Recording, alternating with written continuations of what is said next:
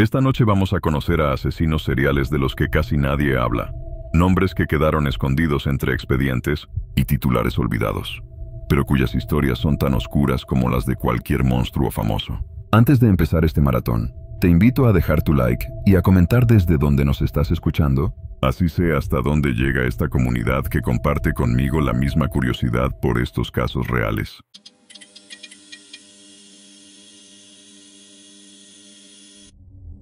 Murió solo, colgado con una sábana en la ventana de su celda en la cárcel de San Remo, después de más de 3 décadas de asesinatos, fugas y permisos por buena conducta. A ese hombre, apodado en Italia el monstruo de San Valentín, lo llamaban Bartolomeo Galliano.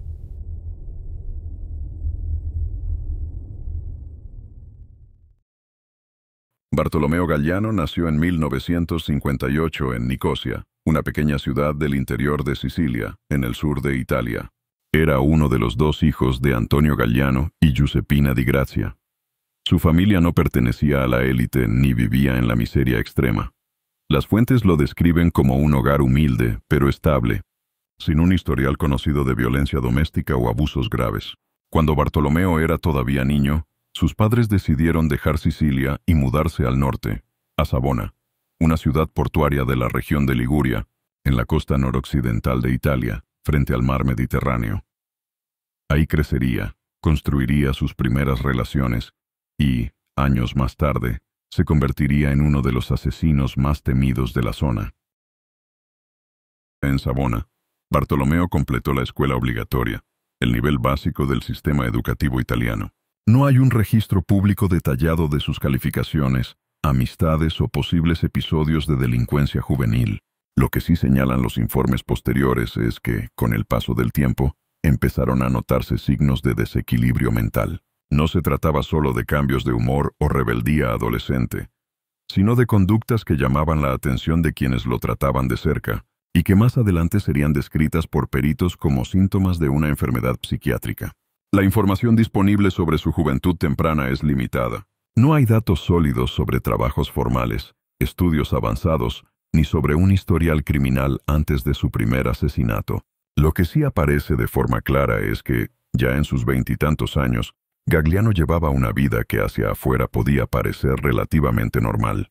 Estaba comprometido y se encontraba cerca de casarse con su novia, lo que, en teoría, indicaba un proyecto de vida tradicional. Trabajo, matrimonio y una existencia discreta en la ciudad costera de Savona. Pero en paralelo a esa fachada, mantenía una doble vida que más tarde sería clave para entender su primer crimen. Esa doble vida incluía el contacto con el mundo de la prostitución.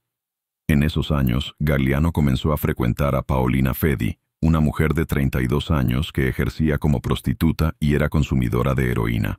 Ella vivía al margen, en los bordes de la ciudad y de la legalidad, mientras él mantenía una relación formal con su prometida.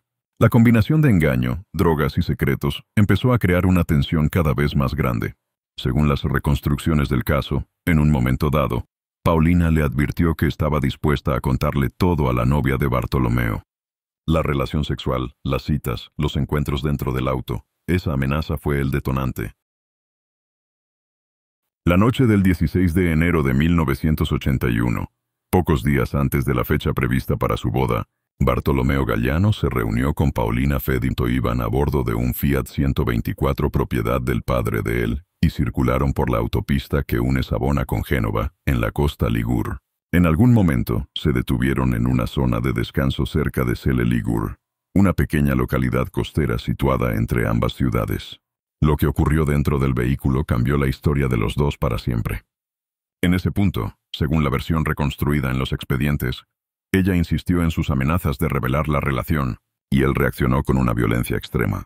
Galliano tomó una piedra y golpeó la cabeza de Paolina hasta matarla dentro del auto familiar. Después del homicidio, Galliano abandonó el Fiat en la zona de descanso y decidió regresar a pie hasta Savona. Fue un trayecto largo, hecho de madrugada, que más tarde los investigadores interpretaron como una mezcla de huida, shock y cálculo. No intentó esconderse en otra región ni cruzar la frontera. Tampoco buscó de inmediato a un abogado. A la mañana siguiente se presentó ante los Carabinieri, la policía militar italiana, y se entregó. Ese gesto de rendición temprana sería uno de los elementos considerados por el sistema judicial y, sobre todo, por los médicos forenses que lo examinaron.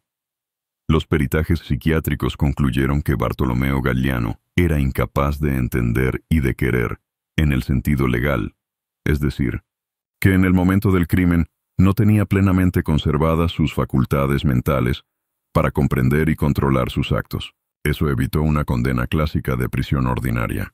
En lugar de eso, el tribunal ordenó su internamiento durante 10 años en el Ospedale Psiquiátrico Giudiziario de Aversa, una institución situada en la ciudad de Aversa, en la región de Campania, al sur de Italia, dedicada a personas que habían cometido delitos graves y eran consideradas peligrosas pero enfermas mentales. A partir de ese momento, su expediente dejó de ser solo el de un homicida y pasó a ser el de un paciente judicial con un diagnóstico psiquiátrico serio. Dentro de ese hospital psiquiátrico judicial, Galliano quedó bajo un régimen que combinaba medidas de seguridad, tratamiento médico y burocracia. No estaba en una cárcel común, pero tampoco en un hospital abierto. Compartía espacio con otros internos que habían matado, robado o agredido en contextos de enfermedad mental. Todo indicaba que debía permanecer ahí al menos una década. Sin embargo, la forma en que Italia gestionaba entonces a estos pacientes permitía permisos y salidas controladas, incluso para personas con antecedentes violentos. Esa combinación de diagnóstico psiquiátrico, peligrosidad y flexibilidades del sistema sería el escenario donde se gestarían sus primeras fugas y nuevos delitos. En 1983, Bartolomeo Galliano seguía formalmente internado en el Hospital Psiquiátrico Judicial de Aversa. No estaba cumpliendo una condena clásica en prisión, sino una medida de seguridad ligada a su diagnóstico. A pesar de la gravedad del homicidio de Paolina Fedi, el sistema italiano de la época le concedió lo que se conocía como permesso premio, un permiso de salida temporal por buena conducta. La idea era favorecer la rehabilitación progresiva del interno. En la práctica, en su caso, ese permiso se transformó en el punto de partida de una nueva explosión de violencia. El 12 de junio de 1983, durante uno de esos permisos, Galliano se encontraba en la provincia de Massa Carrara, en la región de Toscana, en el centro de Italia. Allí cruzó su camino con una familia que iba de vacaciones, viajando en vehículo por la zona. Armado y decidido a huir del control del hospital, les bloqueó la marcha, se subió al vehículo y los obligó, bajo amenazas, a llevarlo hasta Savona, de regreso a su territorio conocido en la región de Liguria. No hubo negociación ni diálogo real. La familia se convirtió en simple medio de transporte para un interno peligroso que ya no pensaba volver voluntariamente a Aversa.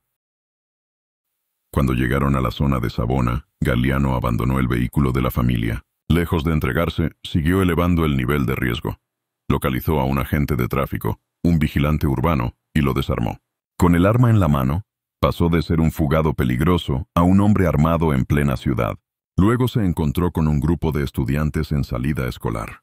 De ese grupo tomó como rehén a una adolescente y la mantuvo bajo amenaza, todavía armado, usando a la menor como escudo para intentar evitar que la policía lo abatiera en el acto. La persecución terminó cuando Galliano se refugió en una tienda de la zona. Se encerró dentro, mantuvo a la joven como rehén y se atrincheró mientras afuera se desplegaban policías y carabinieri. El enfrentamiento no terminó con disparos ni con un asalto violento. Después de varias horas y con el lugar rodeado, Galliano decidió rendirse.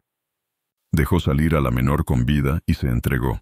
No hubo muertos en ese episodio, pero el mensaje para las autoridades fue claro. El interno al que habían considerado apto para un permiso podía convertirse, en pocas horas, en secuestrador armado en plena vía pública. Tras esa fuga y ese secuestro, el Estado italiano lo sacó definitivamente del circuito de Aversa. Esta vez los jueces ordenaron su traslado a otro hospital psiquiátrico judicial, la estructura de Montelupo Fiorentino, instalada en la Villa Medicea de Lambrogiana, en la localidad de Montelupo Fiorentino, también en Toscana. El cambio no era menor. Aversa había sido la primera etapa de su internamiento, pero Montelupo tenía la fama de concentrar perfiles especialmente complejos, con internos violentos, reincidentes y de difícil manejo. Galliano pasaba así a un entorno psiquiátrico todavía más duro y cerrado. En Montelupo, Bartolomeo no estuvo aislado. Allí conoció a otro interno que acabaría siendo clave en su historia, Francesco Seda. Seda había nacido en Nuoro, en la isla de Cerdeña, pero había crecido en Génova, en la misma región Ligur donde se movía Gagliano. Era consumidor de drogas, acumulaba antecedentes por robos y hechos violentos, y también había sido considerado enfermo mental, por lo que había terminado en el mismo hospital psiquiátrico judicial. Ambos compartían origen Ligur, contacto con la marginalidad y un historial de violencia vinculado al sexo de pago. Con el tiempo, Gagliano y Seda se convirtieron en aliados dentro de Montelupo. No era una amistad convencional, sino una relación entre dos internos peligrosos, con perfiles parecidos: delincuencia previa, consumo de drogas, conflictos con la autoridad y diagnóstico psiquiátrico. La convivencia diaria, los patios compartidos y la dinámica interna del manicomio judicial los fueron acercando. Dentro de ese ambiente, dominado por jerarquías informales, favores y pequeños negocios ilegales, los dos empezaron a funcionar como una especie de sociedad criminal encerrada. Un episodio interno muestra cómo operaban. En Montelupo había otro interno conocido como Caratú, un pequeño delincuente napolitano que se hacía pasar por más enfermo de lo que estaba para aprovecharse de los demás. Se dedicaba a imponer su voluntad a otros internos, usando intimidación y amenazas, y controlaba pequeños tráficos dentro de la estructura. En un momento dado, Gagliano y Seda lo atacaron y lo dejaron al borde de la muerte. Fue una paliza brutal, dirigida a alguien que hasta entonces mantenía cierto control informal dentro del hospital. Ese ataque dejó claro al resto de los internos y al personal que la pareja Gagliano-Seda no era solo un problema clínico, sino una fuente de violencia extrema incluso puertas adentro. Tras ese hecho, los dos continuaron internados en Montelupo. No hay registros de que recibieran un castigo ejemplar que cambiara su rumbo, más allá del refuerzo de la vigilancia. Seguían siendo, ante todo, pacientes judiciales. Sin embargo, ya se estaban preparando para algo más grande. A fines de los años 80, los dos planearon una fuga en conjunto. Esa evasión no se limitó a buscar la libertad. Una vez fuera, iniciaron un recorrido que dejaría una secuencia de asesinatos y agresiones que terminaría por dar a Gagliano su apodo más conocido: el monstruo de San Valentín.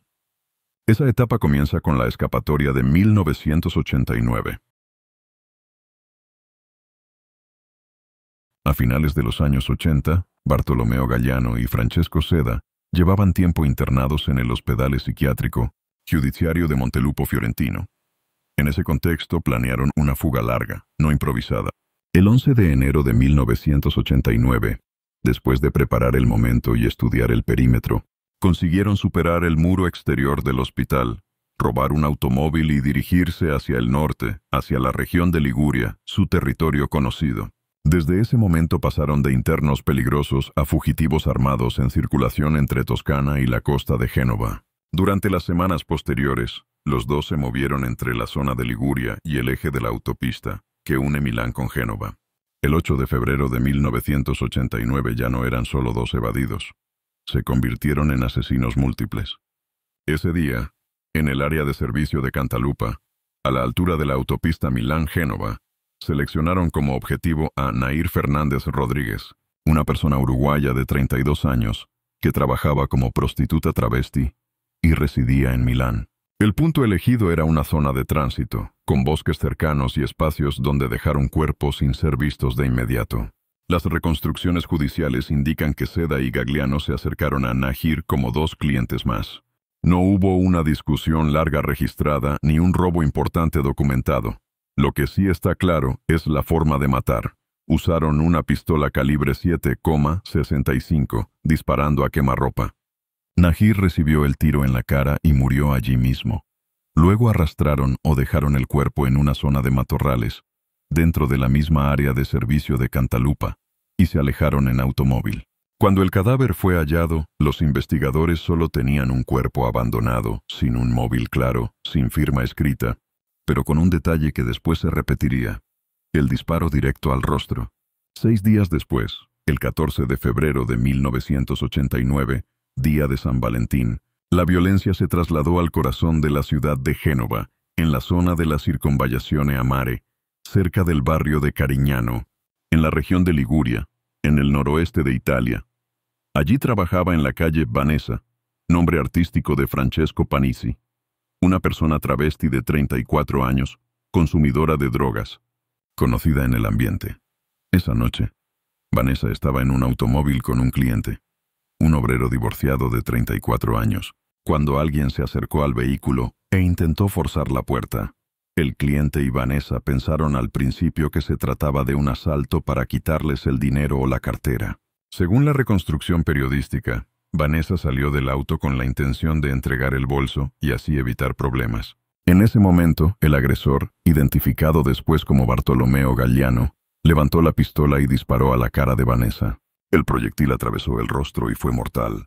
El cliente resultó herido solo de forma superficial, de rozón, y sobrevivió. El crimen ocurrió en plena vía urbana, la misma noche de San Valentín, lo que llevó a la prensa local a bautizar a Galliano como el monstruo de San Valentín. No pasó ni un día antes de que hubiera otro ataque. El 15 de febrero, de nuevo en la zona de la Circonvallazione a Mare, otra trabajadora sexual, identificada solo como Laura en los expedientes públicos, también prostituta y vecina de un callejón del centro histórico de Génova, fue abordada y tiroteada. Recibió un disparo de calibre 7,65 que le atravesó la garganta y le fracturó la mandíbula, pero logró sobrevivir. Esta vez, hubo un testigo importante. Un estudiante que estaba en la zona por la noche, apodado por la prensa el estudiante noctámbulo. Él describió a un hombre de estatura media, alrededor de 1,70 m, con cabello rizado y oscuro. Ese retrato hablado llevó a un primer error grave. Con la descripción del testigo, la policía detuvo a un cocinero desempleado, al que señalaron como posible autor de los disparos. El hombre fue arrestado el 18 de febrero y presentado como sospechoso, pero las pruebas no encajaban y terminó siendo liberado a los pocos días. Mientras tanto, los medios empezaron a recibir llamadas anónimas. Un hombre que se presentaba como justiciero afirmaba haber contraído VIH con una prostituta y decía querer matar a las últimas 5, con las que había estado para asegurarse de eliminar a la persona que lo había contagiado. Esas llamadas añadieron ruido y miedo, pero las investigaciones demostraron que eran actos de un mitómano, no del verdadero asesino. La pista decisiva llegó pocos días después. El 20 de febrero de 1989, en el centro de Génova, la Squadra Mobile detuvo un automóvil Opel Corsa con 2 hombres a bordo. Uno de ellos era Francesco Seda, que aprovechó el momento y consiguió escapar corriendo por los Carughi, los callejones estrechos del casco antiguo genovés. El otro era Bartolomeo Galliano. Cuando los agentes registraron al detenido y el vehículo, encontraron que Galliano llevaba encima una pistola modelo P-38 y que dentro del coche había casquillos calibre 7,65. El mismo tipo de munición usado en los ataques contra Nahir, Vanessa y Laura. Con esos elementos, lo arrestaron de inmediato y lo enviaron otra vez a una estructura psiquiátrica judicial, cerrando así la etapa de la fuga y los asesinatos de 1989. Francesco Seda no quedó impune. Algunos días después, presionado por la búsqueda policial y la exposición pública del caso, decidió entregarse. Fue recluido junto a Galliano en el Ospedale Psiquiátrico Giudiziario de Reggio Emilia, en el norte de Italia. Allí ya no funcionaron como el dúo cohesionado de años anteriores, pero la marca de los crímenes cometidos durante la fuga quedó unida a los dos para siempre. Después de la captura, Seda siguió un camino propio. Logró fugarse una vez más hacia la provincia de Génova. Volvió a ser detenido tras cometer otro robo y, finalmente, murió de sida en Reggio Emilia en 1994, con solo 36 años. Galliano, en cambio, permaneció dentro del circuito psiquiátrico judicial. Los registros oficiales señalan que intentó escapar al menos en 2 ocasiones más. Una entre diciembre de 1990 y enero de 1991, y otra en junio de 1994. Ninguna de esas fugas tuvo el impacto público de la evasión de Montelupo ni dejó un rastro de homicidios como el de 1989, pero confirmaban un patrón. Cada vez que el sistema aflojaba el control, él trataba de romper los márgenes y volver a la calle. Con el paso del tiempo, los peritos empezaron a hablar de una mejoría en su cuadro mental. Entre finales de los años 90 y los primeros años 2000, los informes psiquiátricos concluyeron que ya no era necesario mantenerlo en un manicomio judicial. A partir de entonces, Galliano fue trasladado a estructuras carcelarias ordinarias, donde pasaba a ser un preso más dentro del sistema común, aunque con un historial muy pesado de homicidios, fugas y secuestros. Esa decisión marcó un giro. Se dejaba atrás la lógica del enfermo peligroso internado en hospital y se consolidaba la idea de un reo considerado, al menos parcialmente, responsable de sus actos. Pese a ese cambio de marco, el patrón de riesgo no desapareció. En marzo de 2005, mientras se encontraba en régimen de prisión domiciliaria y libertad vigilada en Savona, en el barrio de Fornaci, Galliano salió de su casa de noche, vulnerando las condiciones impuestas. Esa misma noche, una joven regresaba a su domicilio después del trabajo y estacionó su automóvil en la zona. Cuando estaba saliendo del vehículo, Galliano la abordó, la amenazó con un cuchillo y la obligó, bajo intimidación, a mantener una relación sexual. Fue un ataque rápido, cometido en un barrio residencial de una ciudad donde su nombre, para muchos, ya era solo un recuerdo ligado a viejas crónicas de sucesos. La investigación por esa agresión sexual se cruzó con otros hechos. En paralelo, Galliano fue arrestado por un delito de robo, lo que reactivó por completo la atención judicial sobre su expediente. En el ámbito penal, los jueces reconocieron una responsabilidad directa en la agresión de Fornaci, pero también volvieron a considerar la existencia de un vicio parcial de mente, lo que tuvo impacto en la pena concreta que le correspondía. Aún así, el dato central, de cara a la opinión pública, era otro. Un hombre con 3 víctimas mortales reconocidas y un historial de fugas y secuestros seguía recibiendo beneficios y medidas alternativas que le permitían moverse por la ciudad y atacar de nuevo. En 2006, mientras estaba todavía enredado en causas por robo, agresión y posesión ilegal de armas, Galliano salió otra vez a la calle gracias a un indulto general aprobado en Italia, que redujo o extinguió penas para muchos reclusos. No habían pasado ni 2 meses cuando fue detenido de nuevo, esta vez por extorsión.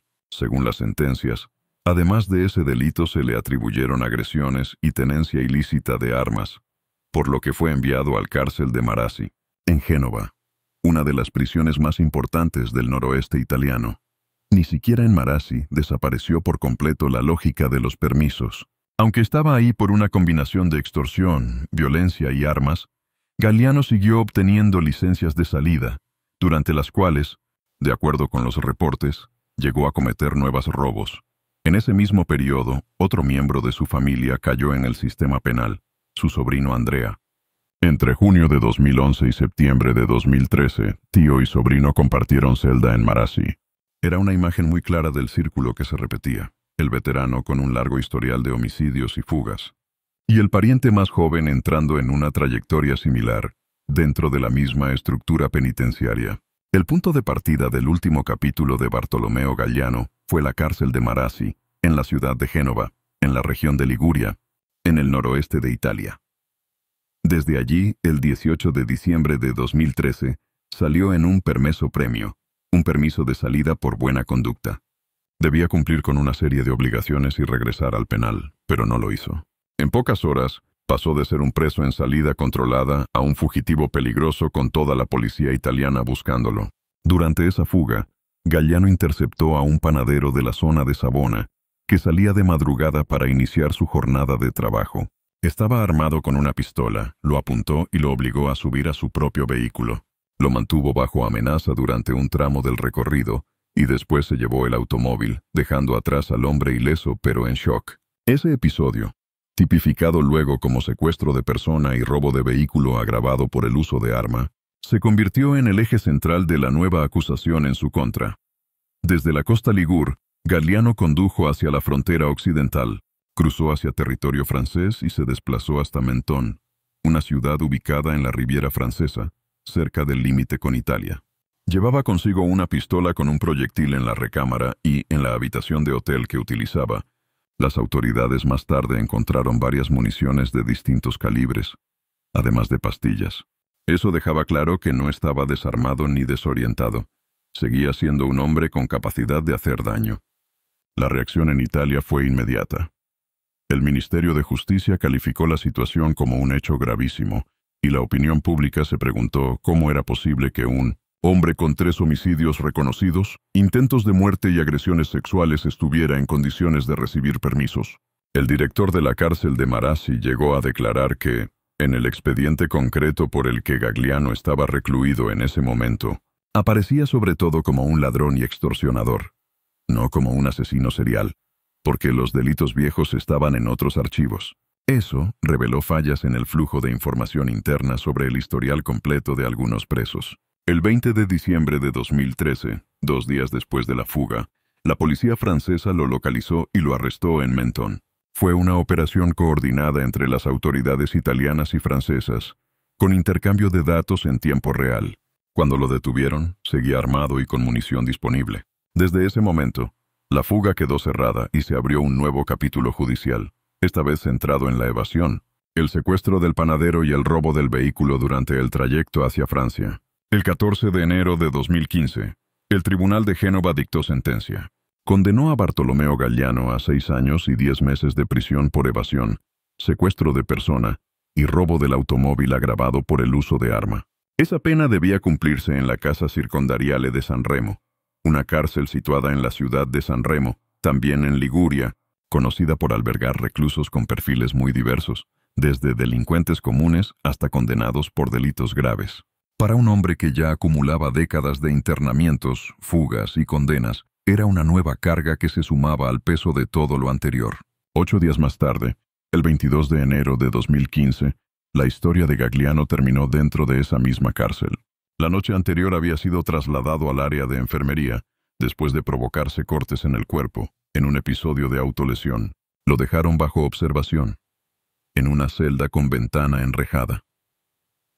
A la mañana siguiente, los agentes penitenciarios lo encontraron colgado, con un trozo de sábana atado a las rejas de la ventana. Tenía 56 años. No hubo posibilidad de reanimarlo. Con la muerte de Bartolomeo Gagliano en la cárcel de San Remo, el apodo de Monstruo de San Valentín quedó fijado para siempre en la memoria criminal italiana, no como una figura misteriosa sin nombre, sino como un hombre concreto, con un recorrido documentado de decisiones, omisiones y fallas de control que le permitieron salir, volver a matar, volver a fugarse y, finalmente, quitarse la vida cuando el sistema ya no tenía margen para concederle más beneficios.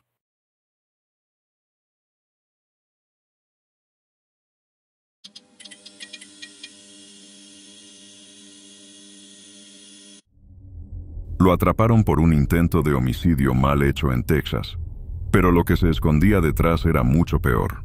Un hombre que decía que no alcanzaban los dedos de las manos y los pies en ese cuarto para contar a todas las mujeres que había matado. Ese hombre era Carl Eugene Watts.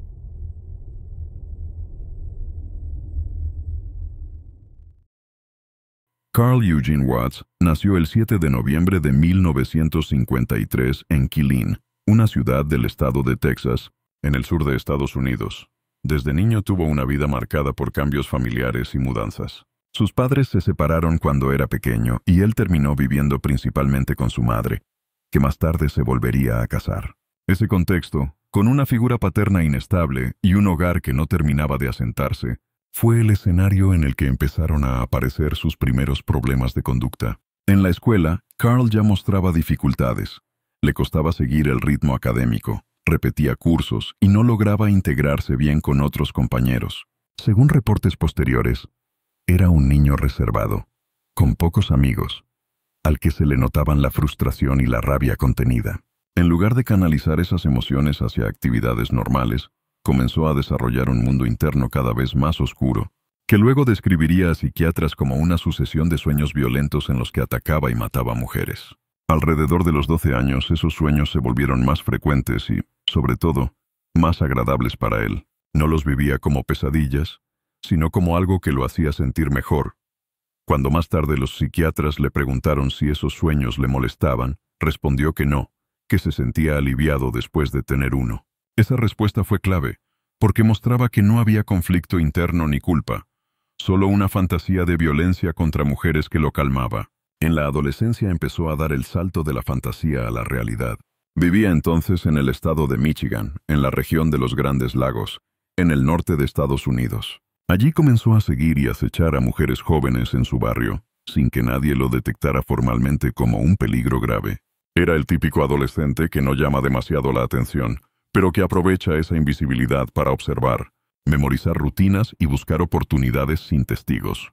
Con el tiempo, investigadores y psicólogos verían en esa etapa el inicio de su comportamiento como depredador. Uno de los primeros episodios documentados ocurrió cuando Carl tenía alrededor de 15 años y trabajaba repartiendo periódicos. El 29 de junio de 1969 llamó a la puerta del departamento de Joan Gabe, una mujer de 26 años en la zona de Detroit, una gran ciudad industrial de Michigan. Cuando ella abrió, él la atacó de forma repentina y brutal. La agredió físicamente y luego continuó su ruta de reparto como si nada hubiera pasado. La víctima consiguió pedir ayuda de inmediato, y la policía lo detuvo en su casa poco después. Tras esa agresión, un juez ordenó que Carl fuera sometido a evaluación psiquiátrica. Fue enviado a la clínica Lafayette en Detroit, un centro psiquiátrico donde profesionales intentaron entender qué pasaba por su cabeza. Allí les habló de sus sueños de violencia contra mujeres y de cómo disfrutaba al recordar esos episodios imaginarios. Los informes de la época ya lo describían como alguien con serios trastornos de personalidad, sin empatía, con una visión distorsionada de las mujeres, a las que consideraba portadoras de una especie de mal que él debía combatir. En esa misma etapa, los especialistas lo empezaron a señalar como un joven con rasgos compatibles con un trastorno de personalidad antisocial. Mostraba impulsividad, incapacidad para respetar normas y una tendencia a justificar sus agresiones. Lo preocupante era que, pese a esas señales, no había aún una cadena de homicidios probados que justificara un encierro prolongado. Para el sistema, todavía era un adolescente problemático y peligroso, pero no el asesino en serie que se descubriría años después. Con el tiempo, Carl logró terminar la escuela secundaria, pero no lo hizo en la edad habitual. Se graduó del colegio a los 19 años, después de haber repetido y acumulado un historial académico pobre. Sin embargo, tenía una salida que al principio parecía positiva: el deporte. Consiguió una beca de fútbol americano en Lane College, una universidad en la ciudad de Jackson, en el estado de Tennessee, en el sureste de Estados Unidos. Esa oportunidad lo sacó momentáneamente de Michigan y le dio una imagen de joven atleta con futuro. En Lane College, Carl se destacó físicamente. Entrenaba duro, practicaba también boxeo y llegó a ser participante de torneos tipo Golden Gloves, que en Estados Unidos son campeonatos de boxeo amateur con cierto prestigio.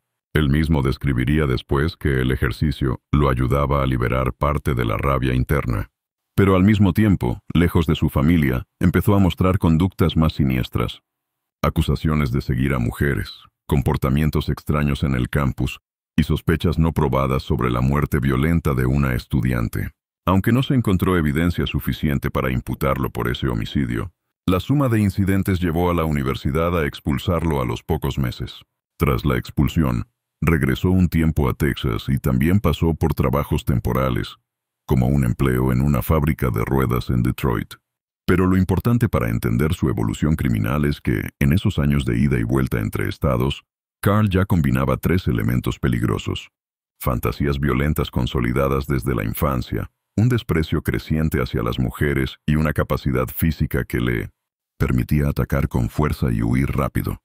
Faltaba el siguiente paso: elegir un escenario estable donde pudiera empezar una serie de ataques sistemáticos. Ese escenario serían las ciudades universitarias de Michigan. A mediados de los años 70, Carl se inscribió en la Western Michigan University, en la ciudad de Kalamazoo, también en el estado de Michigan. Poco después de su llegada comenzó una seguidilla de agresiones contra mujeres jóvenes en la zona.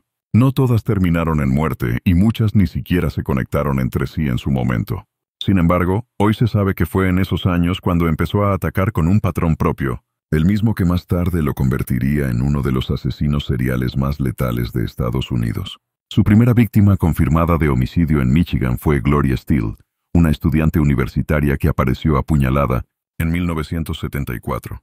En aquel momento la policía no tuvo pruebas suficientes para acusar a Carl, y el caso quedó como un asesinato sin resolver durante décadas. Recién muchos años después, gracias a nuevas investigaciones y al repaso de su historial completo, un jurado lo declararía culpable de ese crimen. Pero en la época, para las autoridades, todavía era solo un sospechoso más en un contexto de violencia creciente contra mujeres en la región. Mientras tanto, los propios psiquiatras que lo evaluaban advertían que era una persona extremadamente peligrosa, sin remordimiento y con alta probabilidad de volver a agredir. Aún así, el sistema no logró detenerlo a tiempo. Después de pasar por el Hospital Mental de Kalamazoo y por el Centro de Psiquiatría Forense de Michigan, recibió penas relativamente cortas por agresiones y volvió a salir a la calle. En lugar de frenar su carrera, esas experiencias le enseñaron qué decir, cómo comportarse y qué errores no repetir para seguir, atacando sin dejar pruebas claras. En esa combinación de fallas institucionales y evolución personal, se fue moldeando el asesino que más tarde los medios bautizarían como el asesino del domingo por la mañana. Su etapa en Michigan terminó dejando un rastro de víctimas y de casos abiertos, pero también le dio confianza. Se dio cuenta de que podía moverse entre ciudades, cambiar de rutina y seguir atacando sin ser atrapado. El siguiente paso en su historia sería el traslado a Texas y el inicio de una cadena de homicidios que, según algunos investigadores, podría superar el centenar de mujeres asesinadas. Cuando salió de sus internamientos psiquiátricos y de la cárcel del condado a mediados de los años 70, Carl Eugene Watts volvió a los alrededores de Detroit, en el estado de Michigan, en el norte de Estados Unidos. Allí se instaló un tiempo con su madre y su padrastro, en la ciudad de Inkster, una zona de clase trabajadora cercana a la capital industrial del estado. En los papeles era un joven con antecedentes por agresión, diagnosticado con trastorno de personalidad antisocial, al que los expertos describían como extremadamente peligroso y sin remordimiento. En la práctica, volvió a mezclarse con la vida diaria sin un control real. En esos años finales de la década de 1970, su vida personal se movía en paralelo a su escalada como agresor. En 1979 dejó embarazada a una amiga de la infancia, Dolores Howard. De esa relación nació una hija, Nakisha. La convivencia duró poco. Pronto se separaron y, poco después, Carl se casó con otra mujer, Valeria Goodwill. El matrimonio apenas sobrevivió unos meses. Ella luego contaría que, apenas casados, su comportamiento en la casa era inquietante. Movía los muebles sin sentido, cortaba plantas con cuchillos, derretía velas sobre la mesa y dejaba basura tirada por el suelo sin recogerla. Después de las relaciones íntimas se levantaba, salía de la casa y desaparecía durante horas, sin explicación, mientras construía esa fachada de hombre con pareja e hija en las ciudades de Ann Arbor y alrededores, también en Michigan. Empezó una serie de ataques mortales contra mujeres. Periódicos locales le dieron un nombre al agresor desconocido: Sunday Morning Slasher, el asesino del domingo por la mañana, porque varias agresiones ocurrían en la madrugada de ese día, alrededor de las 4. Las víctimas eran mujeres que volvían a casa, se acercaban a su puerta o estaban a pocos metros de entrar a su vivienda. El atacante se acercaba rápido, las apuñalaba con una herramienta tipo punzón o destornillador y se iba sin robar ni dejar un mensaje. Uno de esos casos fue el de Jan Klein, reportera del periódico Detroit News. El 31 de octubre de 1979, día de Halloween, Klein, de 44 años, caminaba de regreso a su casa en Grosse Pointe Farms, un suburbio acomodado de la zona de Detroit, después de una cita médica. En plena luz del día, a pocos pasos de su hogar, alguien se le acercó y la apuñaló varias veces, al menos una decena de heridas, con un objeto puntiagudo similar a una herramienta de carpintería. Murió casi de inmediato. Durante años la policía vio a su esposo como sospechoso principal, hasta que tiempo después, Watts admitiría ese asesinato dentro de su lista de víctimas. En Ann Arbor, una ciudad universitaria donde se encuentra la Universidad de Michigan, el patrón se repitió. El 20 de abril de 1980, Shirley Small, una estudiante de secundaria de 17 años, fue apuñalada frente a su casa. Tenía heridas en el pecho, con una precisión que apuntaba a un ataque rápido y dirigido. El 13 de julio del mismo año, Glenda Richmond, una mujer de 26 años que trabajaba como encargada de un restaurante, fue atacada de forma similar, múltiples puñaladas en la zona del tórax, a las afueras de su residencia de verano en la misma región. Y el 14 de septiembre, Rebecca Huff, estudiante graduada de 30 años de la Universidad de Michigan, apareció con decenas de heridas de arma blanca en la entrada de su casa. La brutalidad y el tipo de arma utilizaron el mismo estilo. En ese momento, las autoridades no unieron inmediatamente todos esos homicidios con un solo nombre.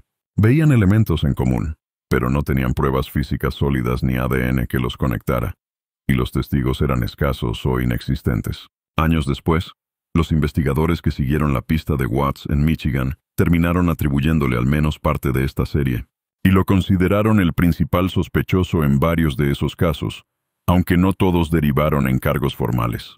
Al mismo tiempo, surgían otros expedientes que hoy se miran con sospecha. En 1972, el cuerpo de Zenaida Thomas, de 20 años, fue encontrado en un campo cerca de Taylor, también en Michigan, con decenas de puñaladas. Más tarde, analistas plantearían que Watts pudo estar relacionado, porque en esa época se movía por la zona, pero el modo de operación exacto no encajaba del todo con sus ataques típicos, y el caso sigue sin resolución clara. De forma similar, la desaparición de Nadine Jean Odell, una adolescente de 16 años que salió a cuidar niños en 1974 y nunca volvió, también ha sido mencionada como posible víctima, aunque nunca se confirmó. Otra mujer, Malak Mimi Haddad, de 34 años, apareció asesinada en 1979, con el cuerpo decapitado en el área de Allen Park, cerca de Detroit. La cabeza nunca fue encontrada. Investigaciones posteriores han señalado a Watts como posible responsable, pero oficialmente el caso permanece abierto y sin condena. Es un ejemplo de por qué el número real de víctimas de Watts es tan difícil de fijar, y por qué distintos informes lo sitúan como sospechoso en decenas de crímenes no resueltos en Michigan. En paralelo a estos homicidios, hubo sobrevivientes que ofrecieron piezas importantes para entender el patrón del agresor. Una mujer identificada como Dalpe fue atacada el 6 de octubre de 1980 y sobrevivió a un apuñalamiento feroz que le dejó músculos parcialmente paralizados, dificultades para comer, mover el cuello o levantar los brazos. El ataque fue rápido y aparentemente sin motivo, aunque en ese momento no se le pudo vincular de forma concluyente con Watts. Más tarde, los investigadores encontraron similitudes en la forma de atacar y en el tipo de arma utilizada. En 1981, Watts se trasladó a Houston, en el estado de Texas, en el sur de Estados Unidos. Varios reportes coinciden en que, al llegar, se encontró con una ciudad saturada de violencia. Houston era considerada entonces una de las capitales del homicidio en el país, con cientos de asesinatos por año, una policía sobrecargada, mal pagada y sin recursos suficientes para seguir todas las pistas. En palabras de un especial televisivo posterior, era el terreno perfecto para un asesino en serie que atacara víctimas desconocidas y dejara poca evidencia. Ya instalado en Houston, Watts consiguió trabajos sencillos, se movió por distintos barrios residenciales y empezó a reconocer zonas donde jóvenes estudiantes, empleadas de oficina y mujeres que vivían solas, entraban y salían de sus departamentos con poca vigilancia. Su método se adaptó al nuevo entorno. En lugar de ataques breves en la calle, comenzó a irrumpir en apartamentos, sorprender a las víctimas dentro de sus casas o en los estacionamientos de los complejos, y usar no solo cuchillos o herramientas punzantes, sino también estrangulamiento y ahogamiento como formas de matar. Entre finales de 1981 y los primeros meses de 1982, la lista de mujeres asesinadas en Houston creció de manera inquietante, aunque todavía sin que la policía pudiera unir todas las piezas. Luego, en febrero de 1982, fue asesinada Elena Semander, una estudiante universitaria de 20 años cuyo cuerpo apareció estrangulado y dejado dentro de un contenedor de basura. Más tarde, Watts confesó ese crimen dentro de su cadena de homicidios, y los familiares de Elena contarían que ella había salido la noche anterior con amigos y nunca regresó. A partir de ahí, el ritmo de los asesinatos en Houston se volvió más intenso. Adolescentes, estudiantes universitarias y mujeres jóvenes comenzaron a aparecer estranguladas, ahogadas o apuñaladas en distintos puntos de la ciudad. En piscinas de complejos de departamentos dentro de sus autos, en áreas verdes o en basureros. Muchas no tenían conexión aparente entre sí, más allá de su perfil físico y el hecho de estar solas cuando las atacaron. Ninguna mostraba signos de robo relevante ni de violencia sexual clásica. Era como si el objetivo fuera solamente matar de forma rápida y seguir adelante. Una parte de su actividad se concentró alrededor de la Oficina Postal Central de Houston. Varias trabajadoras reportaron ser seguidas o acosadas cuando salían en auto del estacionamiento. Una de ellas, Carrie Jefferson, fue atacada en abril de 1982 cuando regresaba del trabajo. Watts la estranguló hasta dejarla casi inconsciente, la metió en la cajuela del auto y la llevó hasta un área de bayou, una zona de agua estancada cerca de la ciudad, donde la mató y enterró el cuerpo antes de devolver el vehículo a la calle donde ella vivía. En septiembre de 1981, según su propia confesión posterior, ahogó a Linda Tilley, una estudiante de 22 años de la Universidad de Texas, en la piscina del complejo de departamentos donde vivía. Una semana más tarde apuñaló a Elizabeth Montgomery, de 25 años, a pocos pasos de su apartamento. Y en otro caso, el de Susan Wolf, de 21 años, la atacó cuando regresaba de comprar helado en una tienda. La apuñaló en el brazo y el pecho mientras caminaba hacia la entrada de su vivienda. En enero de 1982, Watts atacó a la corredora Phyllis Tam, de 27 años, mientras hacía ejercicio. Según contó después, la estranguló con sus manos y luego la colgó usando una correa elástica sujeta a una rama. Casi 2 días después mató a Margaret Fossey, de 25 años. Su cuerpo apareció en la cajuela de su auto, estacionado en el campus de la Universidad Rice en Houston. Ese mismo mes, agredió a Julia Sánchez cuando ella intentaba cambiar una llanta ponchada al costado de una autopista. Le cortó el cuello y la dejó por muerta, pero ella sobrevivió. También atacó a Patty Johnson, de 19 años, a la que le cortó el cuello al llegar a su casa en Galveston. Un hombre inocente fue condenado por ese ataque y recibió cadena perpetua, hasta que la confesión de Watts años después permitió su liberación. Michelle Maday fue asesinada en su departamento de Houston la mañana del domingo 23 de mayo de 1982. El agresor la golpeó y la estranguló hasta dejarla sin fuerzas. Entró al baño, llenó la tina con agua y la ahogó allí, dejándola sin vida en el piso del baño antes de irse del lugar. Fue uno de sus últimos homicidios conocidos, y ocurrió solo unas horas antes de que intentara repetir un esquema parecido en otro complejo de departamentos, donde se cruzaría con 2 mujeres que no solo sobrevivieron, sino que también lo detendrían. Ese mismo día, por la tarde, Watts se dirigió al apartamento de 2 jóvenes, Lori Lister y Melinda Aguilar, ubicado en un segundo piso de un complejo residencial de Houston. Lori, de 21 años, regresaba del trabajo cuando él la sorprendió en las escaleras. La tomó por detrás y la estranguló hasta dejarla inconsciente, arrastrándola por los peldaños hasta abajo.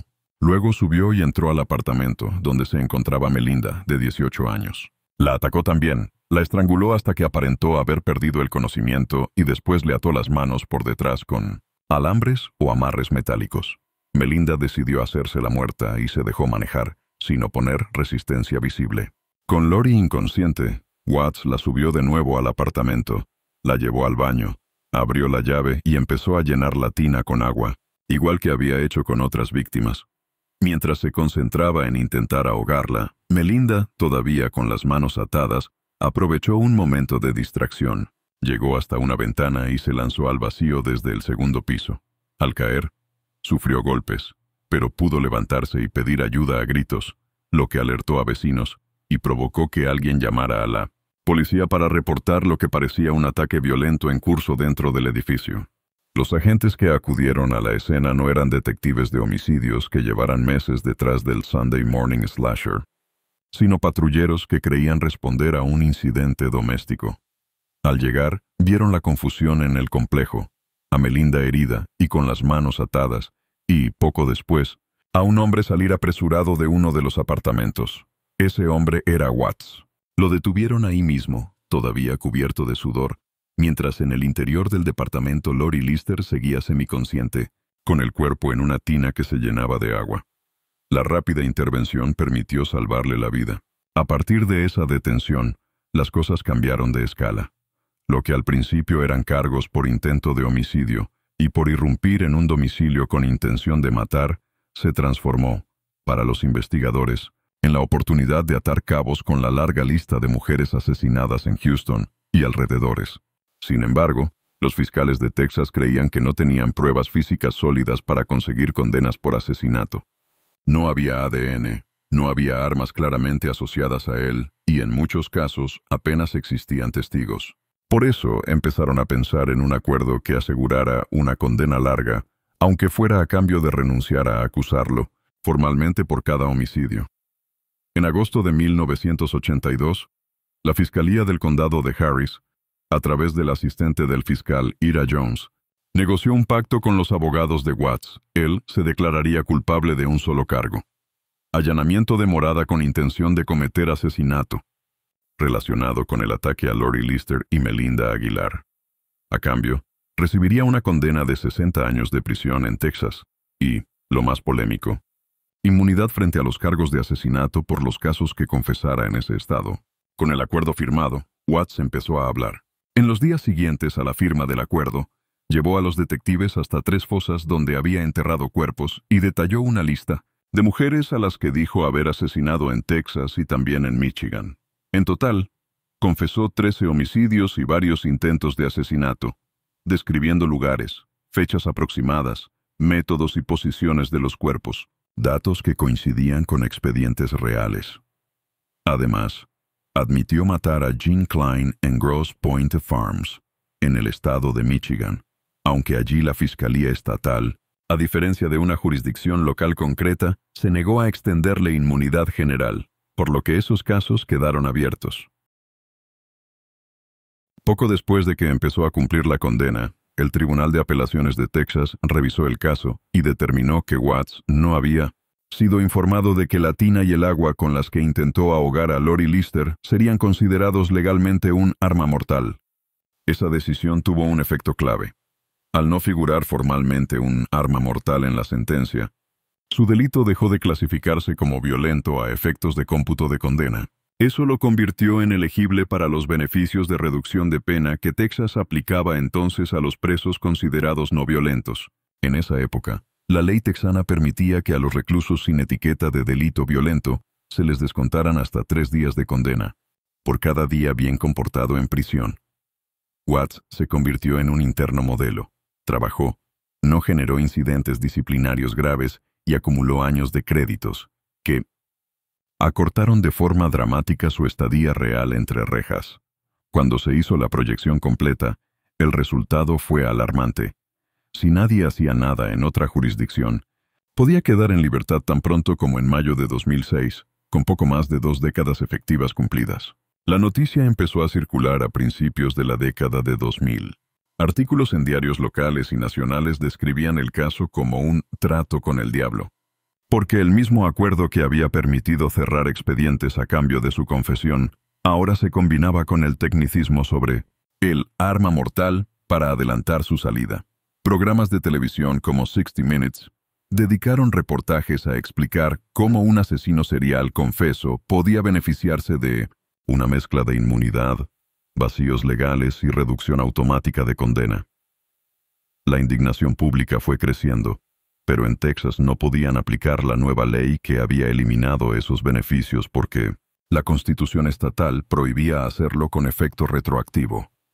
Ante ese escenario, la única opción real para evitar que Watts saliera a la calle era procesarlo en otro estado por homicidios para los que no tuviera inmunidad. Ese estado era Michigan. Allí, las confesiones que había dado a los detectives de Texas no estaban protegidas por ningún pacto, y las autoridades podían usarlas como base para reabrir expedientes viejos. La Fiscalía General de Michigan, encabezada entonces por Mike Cox, formó un equipo específico para revisar todos los casos en los que aparecía el nombre de Watts y buscar alguno donde se pudiera llevarlo a juicio con posibilidades reales de condena.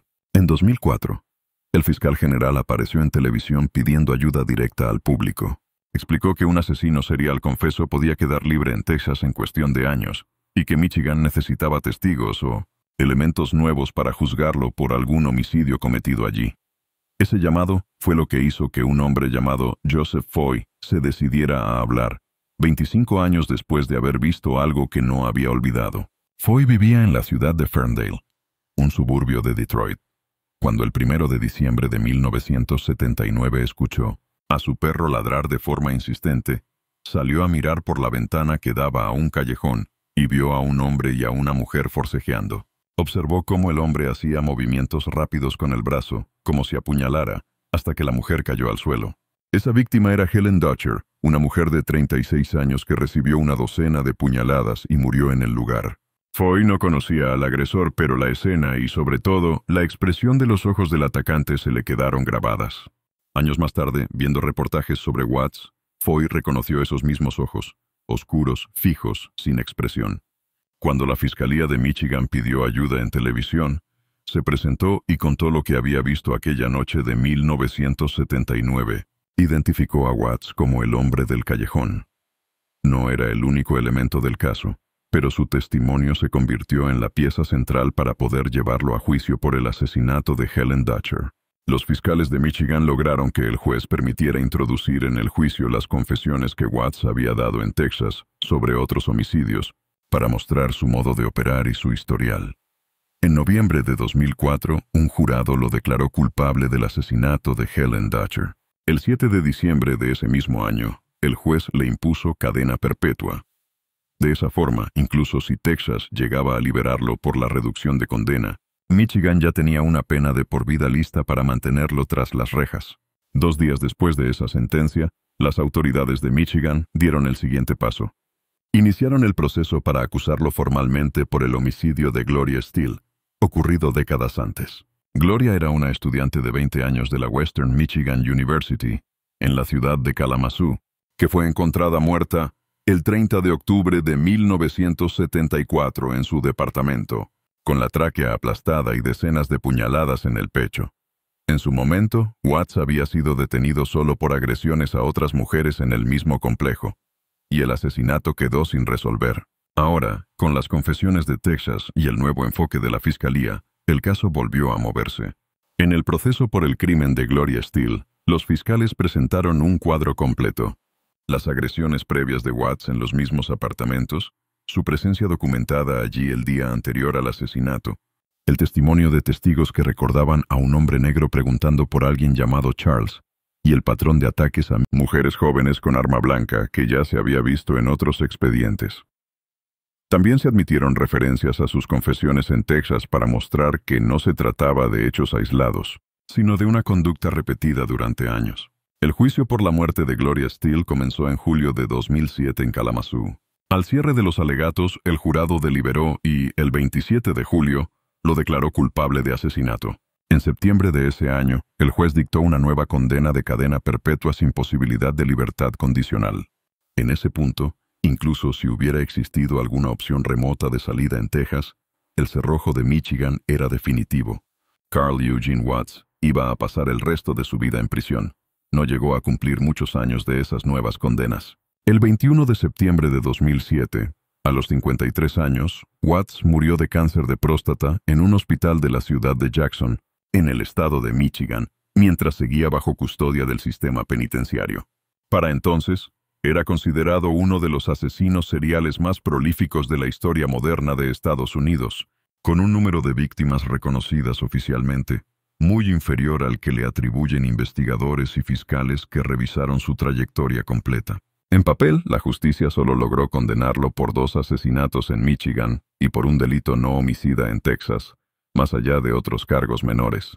En la realidad, sus propias confesiones y el análisis de casos sin resolver en Michigan y Texas hacen que las estimaciones oscilen entre al menos 15 mujeres asesinadas y más de 100 posibles víctimas, casi siempre mujeres jóvenes atacadas sin aviso, sin robo y sin un patrón sexual claro. Esa combinación de impunidad previa, tecnicismos legales y un acuerdo de inmunidad muy cuestionado es lo que hace que la historia de Carl Eugene Watts siga apareciendo en documentales y reportajes actuales como un ejemplo extremo de hasta dónde puede llegar un asesino serial cuando el sistema no logra detenerlo a tiempo.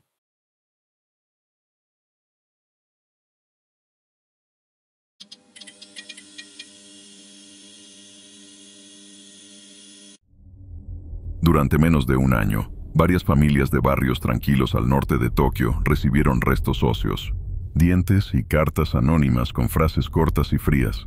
Detrás de esas entregas estaba un joven apodado el asesino otaku, Tsutomu Miyazaki.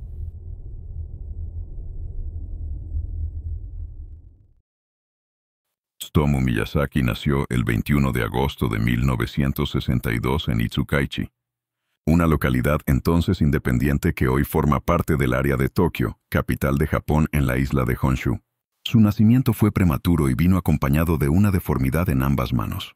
Las articulaciones que deberían unir mano y muñeca estaban mal formadas, lo que lo obligaba a mover el antebrazo entero para rotar las manos. Esa condición física no era solo un problema médico. Marcó desde temprano cómo lo verían los demás y cómo él se vería a sí mismo. Cuando entró a la escuela elemental de Itsukaichi, Miyazaki ya cargaba con esa diferencia visible. Compañeros de su edad se burlaban de sus manos, imitaban sus movimientos y lo aislaban en el aula y en el patio. Maestros y antiguos compañeros recordaron más tarde a un niño callado, que evitaba el contacto visual y que parecía resignado a ocupar siempre un lugar al margen. En sus redacciones escolares, escribía sobre el deseo de tener una vida normal, pero atribuía esa vida imposible a la forma de sus manos. En lo académico, al inicio, no fue un fracaso. De hecho, en la adolescencia destacó por su rendimiento. Llegó a obtener una de las calificaciones más altas en el examen de ingreso a la escuela preparatoria Meidai Nakano, un centro exigente de Tokio. Durante alrededor de 3 años mantuvo una rutina rígida. Estudiaba varias horas al día, practicaba lectura y perfeccionaba su inglés con la idea fija de entrar a la Universidad de Meiji, una institución prestigiosa de la capital. Con el tiempo, esa trayectoria empezó a quebrarse. Sus notas bajaron, la disciplina de estudio se fue debilitando y en lugar de prepararse con la misma intensidad para la universidad, comenzó a dedicar más tiempo a dibujar historietas y encerrarse en su habitación. La frustración por no alcanzar el resultado que esperaba en los exámenes de ingreso a Meiji fue un golpe fuerte. No logró la posición necesaria para ser aceptado y abandonó ese plan. En vez de seguir el camino universitario, optó por una formación técnica en fotografía y se graduó como técnico en ese campo a comienzos de la década de los años 80, lo que le permitió entrar a trabajar en una imprenta vinculada a un conocido de su padre. Su familia tenía cierto peso en Itsukaichi. El padre de Miyazaki era dueño de un pequeño periódico de distribución local, lo que les daba una posición respetada en la comunidad. Sin embargo, ese estatus social no se tradujo en contención afectiva para él. A mediados de la década de los años 80, Tsutomu regresó a vivir con sus padres y tuvo que compartir habitación con su hermana mayor. Las 2 hermanas menores lo evitaban y hablaban de él como de alguien raro, encerrado en su mundo. En versiones que recogieron investigaciones posteriores, el propio Miyazaki afirmaría que en esa casa el cariño se reemplazaba con objetos. Regalos, un coche, comodidades materiales en lugar de atención emocional. Dentro de esa casa, su abuelo Shokichi fue la única figura adulta que le mostró una cercanía constante. Con él podía conversar, salir a caminar y, según los informes psicológicos posteriores, era la única relación que Miyazaki describía con afecto real. Sus padres, en cambio, eran percibidos por él como personas distantes. Con sus hermanas menores, la relación se fue tensando. Hubo incidentes concretos. Una de ellas lo sorprendió espiándola mientras se bañaba. Lo enfrentó a gritos y recibió una respuesta violenta. Él la tomó del cabello y le golpeó la cabeza contra la pared del baño, hasta que otros miembros de la familia intervinieron. Pocas semanas después también agredió físicamente a su madre cuando ella le reclamó que pasaba más tiempo mirando anime que trabajando.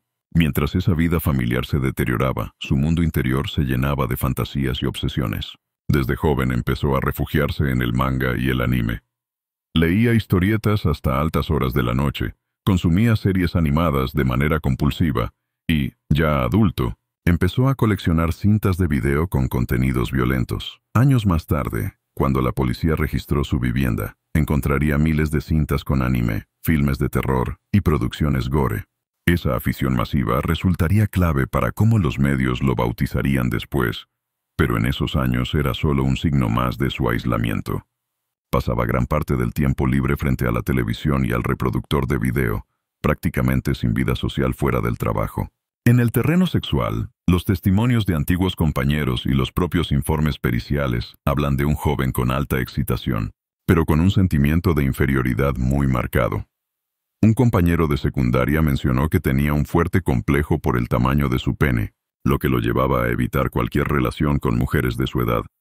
En lugar de intentar vínculos reales, derivaba su sexualidad hacia el consumo de pornografía. Aprovechaba partidos universitarios de tenis para tomar fotos de las jugadoras desde ángulos invitantes, acumulando material con fines masturbatorios. Con el paso del tiempo, las revistas y las películas para adultos dejaron de bastarle. Hacia 1984 comenzó a buscar pornografía infantil, un salto claro en la gravedad de sus intereses, registrado en el propio análisis de su colección cuando fue detenido. El contexto cultural tampoco es un detalle menor. En esos años, Japón vivía un auge de la cultura otaku. Jóvenes que dedicaban gran parte de su tiempo y dinero a coleccionar cómics, figurillas, cintas de anime y todo tipo de productos relacionados. En principio, ser otaku no tenía por qué estar ligado a la violencia, pero en el caso de Miyazaki, esa subcultura se convirtió en el contenedor perfecto para su aislamiento. Mientras otros otaku compartían su afición en convenciones y tiendas especializadas en zonas como Akihabara, él vivía esa pasión hacia adentro, como un refugio obsesivo que reforzaba su desconexión con el mundo real. Años después, cuando se conocieron sus crímenes, los medios relacionarían de forma directa sus asesinatos con esa identidad otaku, generando un pánico moral en todo el país. El punto de quiebre en su vida llegó en mayo de 1988. Ese mes murió su abuelo Shokichi, el único familiar con el que sentía una verdadera cercanía. Tras la cremación, Miyazaki cometió un acto que luego sería repetido en numerosos informes. Tomó parte de las cenizas de su abuelo y las ingirió, diciendo que quería conservar una parte de él dentro de su propio cuerpo. Para los psiquiatras que analizaron el caso, ese gesto marcó la ruptura de su último vínculo sano con la realidad. Desde entonces, su relación con el resto de la familia empeoró todavía más, y él mismo comenzó a mencionar ideas suicidas. Apenas unos meses después de esa muerte, sus fantasías y su consumo de materiales violentos empezaron a traducirse en conducta. En el verano de 1988, en zonas residenciales de la prefectura de Saitama, una región vecina al norte de Tokio, integrada al cinturón metropolitano, una niña pequeña llamada Mari Kono desapareció mientras jugaba cerca de su casa. Era el inicio de una serie de ataques contra niñas de entre 4 y 7 años que, durante menos de un año, dejarían en shock a la policía, a los medios y a las familias de toda Japón, y que convertirían definitivamente a Tsutomu Miyazaki en el asesino otaku. El 22 de agosto de 1988, un día después de cumplir 26 años, Tsutomu Miyazaki salió con su Nissan Langley negro por zonas residenciales de la prefectura de Saitama, una región al norte de Tokio con barrios tranquilos y pocas estadísticas de delitos graves contra menores. Ese día vio a Mari Kono, una niña de 4 años que jugaba cerca de la casa de una amiga. Se acercó con el auto, la atrajo con una conversación simple y la llevó a su coche. Desde allí condujo hacia el oeste, hasta un área boscosa bajo un puente, lejos de las calles principales. Se sentó con la niña alrededor de media hora y luego la mató en ese lugar. Después dejó el cuerpo en una zona de colinas cercana a su vivienda y se llevó la ropa de la niña en el coche. Mientras la familia de Mari denunciaba la desaparición ante la policía y pegaba carteles en el barrio, Miyazaki volvió varias veces al sitio donde había abandonado el cuerpo, comprobando cómo el paso de los días borraba la escena. Con el tiempo, manipuló los restos. Separó partes del cuerpo para guardarlas en su casa y con otros huesos, hizo algo todavía más perturbador. Al cabo de unos meses, los padres de Mari recibieron una caja de cartón. Dentro había restos óseos reducidos a polvo, algunos dientes y fotografías de la ropa de su hija. Junto a eso, un mensaje muy corto, en pocas palabras, que mencionaba a Mari, los huesos, la cremación y la idea de investigar y comprobar. Ese paquete confirmó la muerte de la niña y mostró que el autor quería prolongar el daño a través del correo. El 3 de octubre de 1988, Miyazaki volvió a conducir por una carretera rural de Saitama. En el camino vio a Masami Yoshizawa, una niña de 7 años que caminaba sola. Se detuvo, le ofreció llevarla y ella aceptó. Repitió el mismo recorrido que con Mari Kono. La llevó hasta el área boscosa bajo el puente donde ya había matado antes. Allí asesinó a Masami y dejó el cuerpo en la zona, otra vez llevándose la ropa. Durante un tiempo, el paradero de la niña fue un misterio. Más adelante, ya con el caso avanzado, restos atribuidos a Masami se localizarían en una zona boscosa de Itsukaichi, la misma área general donde Miyazaki vivía y donde había pasado gran parte de su infancia. Con 2 niñas desaparecidas en pocas semanas, las familias de Saitama empezaron a sospechar que no se trataba de hechos aislados. Las autoridades, sin dar todavía un nombre, comenzaron a trabajar con la hipótesis de un agresor que apuntaba a niñas muy pequeñas, entre 4 y 7 años. En la prensa japonesa, antes de conocer la identidad del responsable, esos casos empezaron a ser mencionados como los asesinatos de niñas pequeñas, una etiqueta que reflejaba tanto el perfil de las víctimas como el miedo que crecía entre los padres de la región.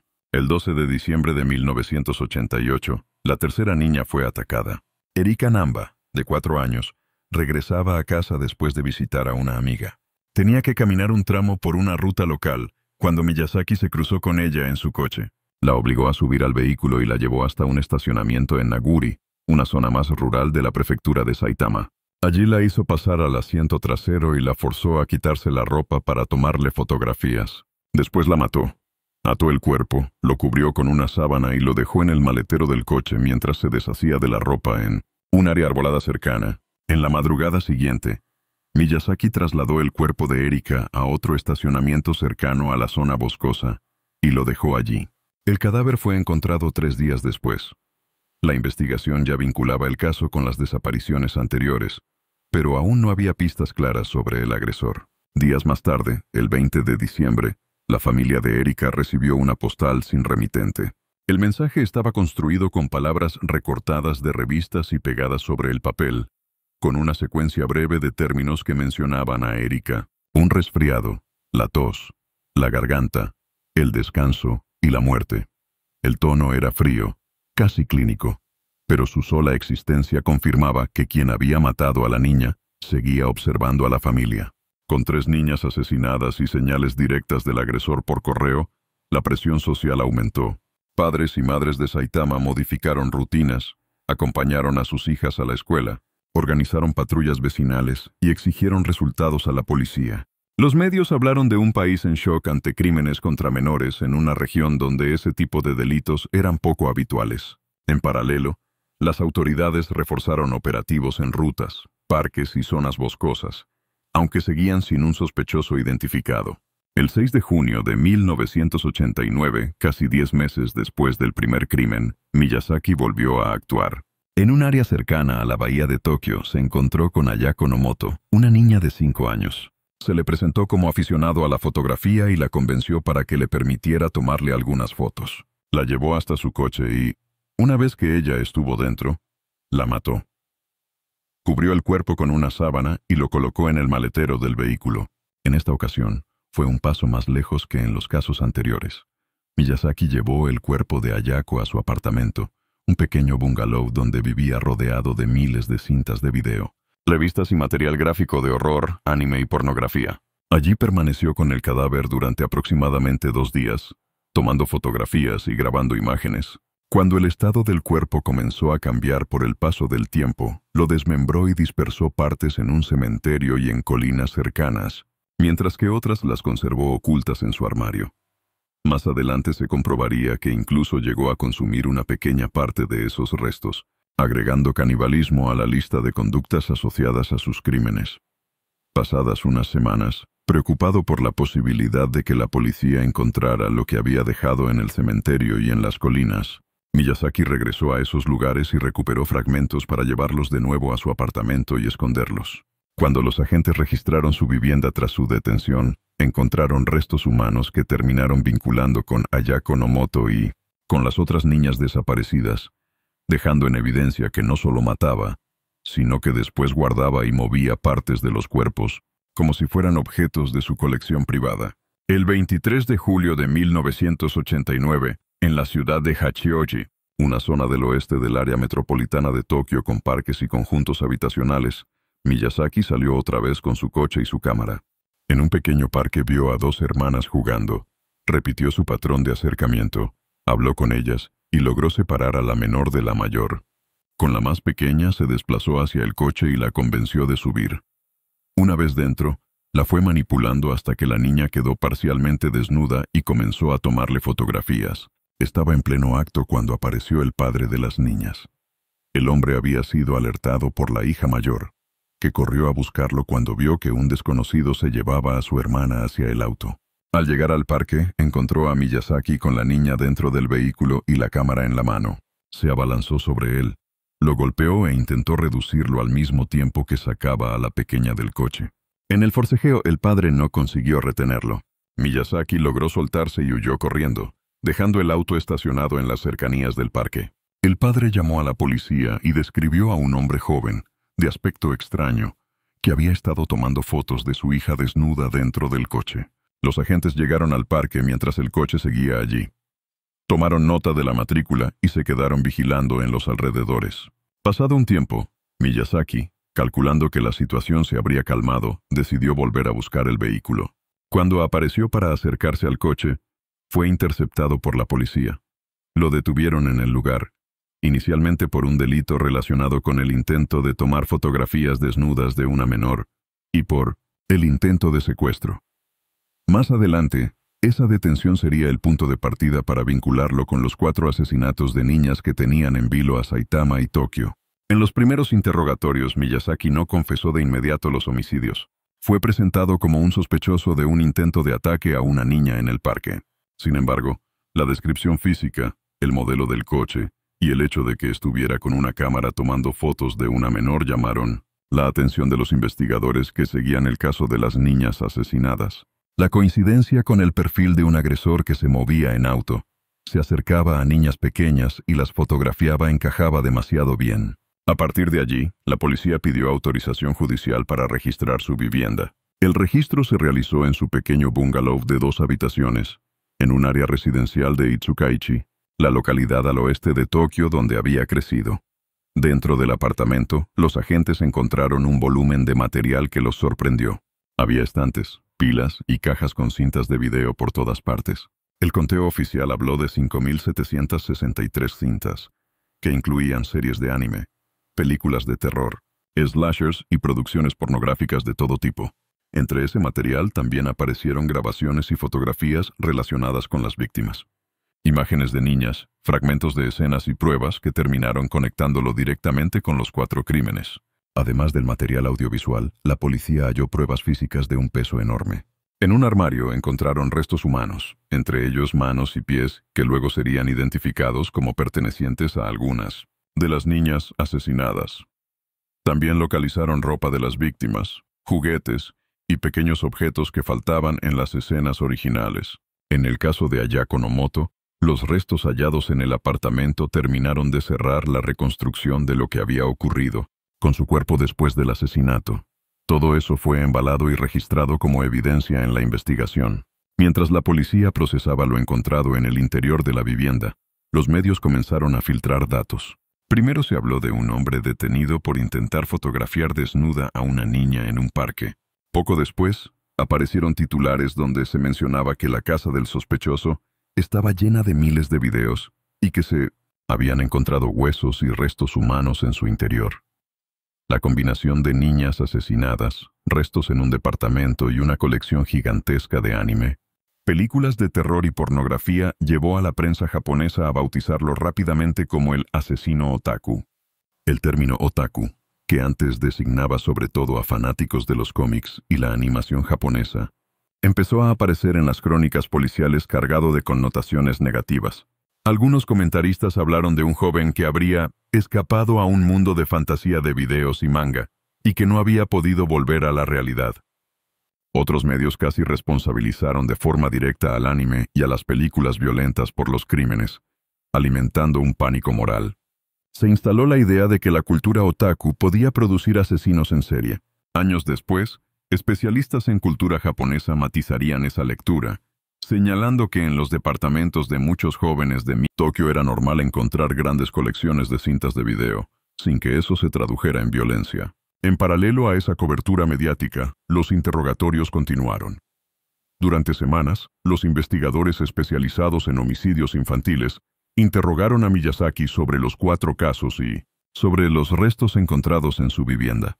Informes de época mencionan que, tras alrededor de 4 semanas de interrogatorio, reconoció su responsabilidad en los asesinatos, vinculando lo que había hecho con fantasías centradas en los cadáveres. Más tarde, en instancias de apelación, intentaría relativizar esas confesiones, alegando que fueron forzadas, pero la combinación de sus dichos, las pruebas físicas y el material audiovisual resultó contundente para la fiscalía. Cuando empezó a ser presentado en público, escoltado hacia los tribunales o durante las audiencias iniciales, lo que más llamó la atención de periodistas y observadores fue su actitud. Tsutomu Miyazaki apareció con su rostro impasible, tranquilo, sin muestras de arrepentimiento visibles. En las crónicas se subrayaba que parecía indiferente a su captura, a las cámaras y a la posibilidad de ser condenado a muerte. Esa frialdad, sumada a los detalles sobre el tratamiento que había dado a los cuerpos de las niñas, reforzó la imagen de un agresor percibido como casi desconectado de cualquier reacción humana básica. El juicio contra Tsutomu Miyazaki comenzó el 30 de marzo de 1990 en el Tribunal de Distrito de Tokio. Desde el inicio quedó claro que no iba a ser un proceso corto.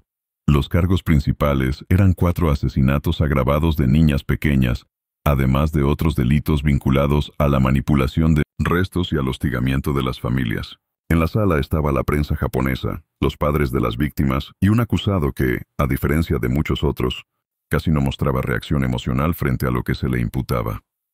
Durante las primeras audiencias, Miyazaki empezó a hablar de una figura a la que llamó Ratman.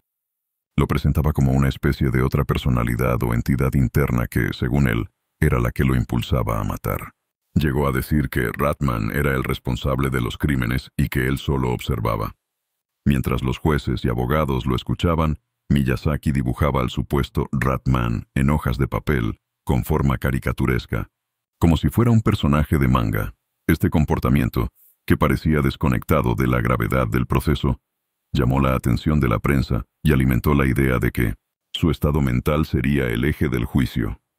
El punto central del debate fue precisamente ese: si Miyazaki entendía o no el significado de sus actos en el momento de los crímenes. Bajo la ley japonesa, una persona considerada de mente insana en el momento del delito no puede ser castigada, y alguien con una discapacidad cognitiva severa puede recibir una pena reducida. Por eso, el tribunal solicitó varios exámenes psiquiátricos. 3 equipos distintos de especialistas, designados por la Corte, lo evaluaron a lo largo de los años. Esos equipos llegaron a conclusiones diferentes. Un grupo habló de una discapacidad intelectual significativa. Otro lo describió como un caso de esquizofrenia avanzada o trastorno de identidad disociativo, es decir, la presencia de más de una personalidad.